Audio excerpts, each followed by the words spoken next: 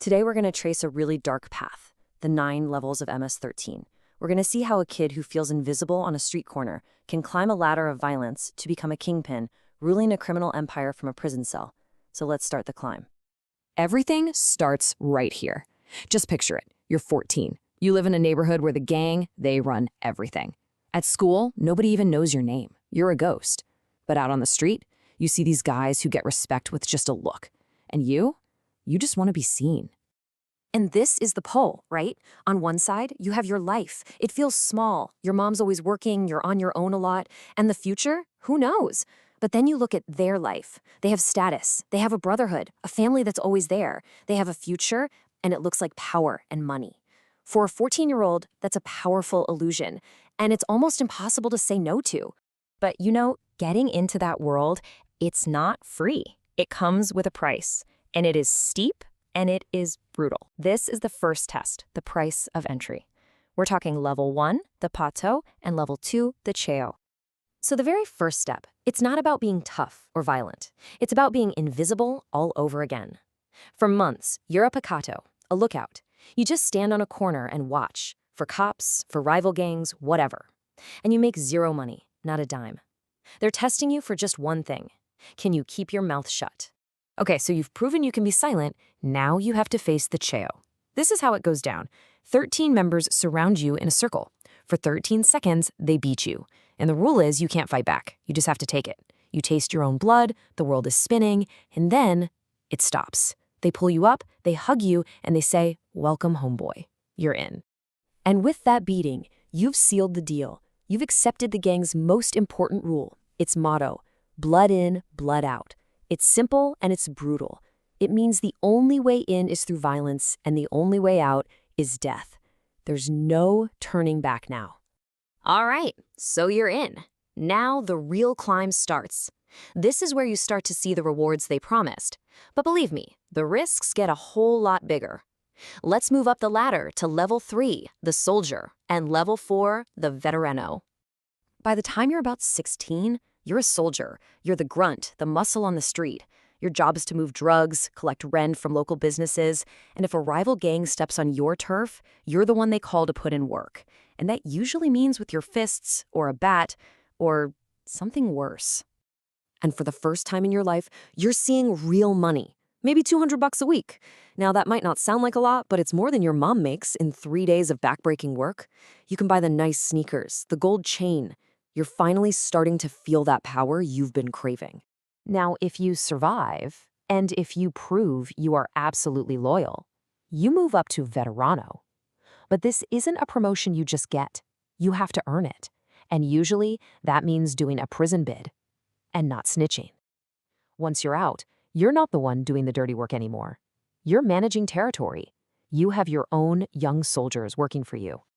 And what does that prison bid look like? About this, 18 months. It's a typical sentence for something like an assault charge.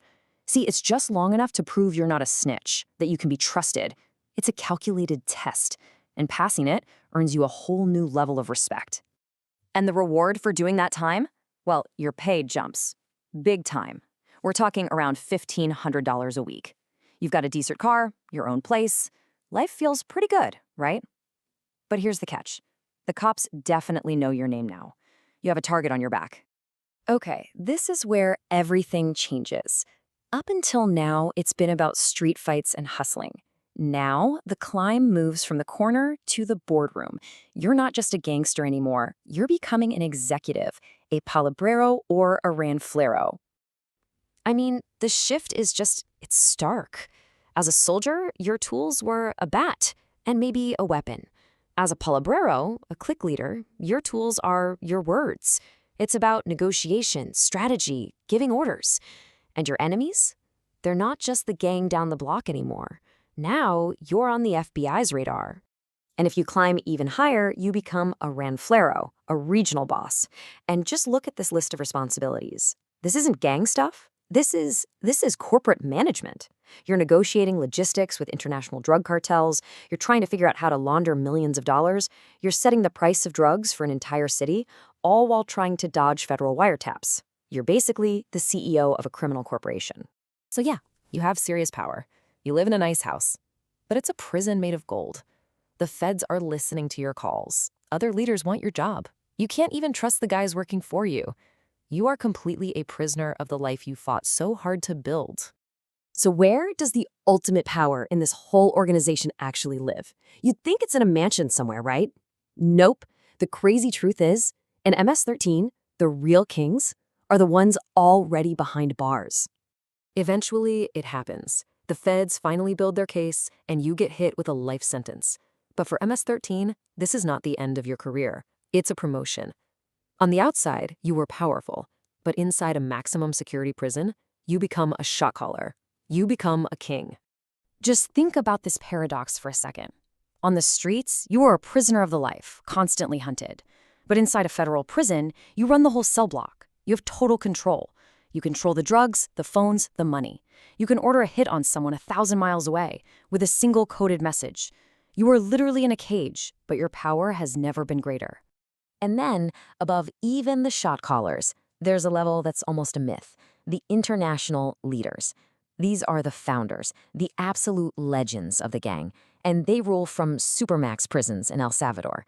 They're like ghosts. Their word is law, and it's followed without question. This is a level you will never, ever reach. So after all that climbing, all the violence, all the paranoia, where does this road actually end? What's the final level? Well, it's not a position of power. It's just a cold, hard truth about the life you chose. And this is that grim truth. There's no retirement plan. There's no 401k. There is no walking away into the sunset. You are MS-13 for life, just like they told you at the very beginning. Blood in, blood out. Let's just look at the whole arc of this life. At 14, you're just a kid on a corner, hoping someone will finally see you. By 19, you're a respected veterano, fresh out of jail. By 30, you're a kingpin, hunted by the FBI. And then at 35, you've survived it all, and you're just sitting in your car, staring at that same corner where this whole thing began, wondering what could have been. And as you sit there, you see him. A new kid. He's 14. He feels invisible, and you can see it in his eyes. He's hungry for the exact same things you were. Which leaves us all with one final haunting question. Does this cycle ever really end?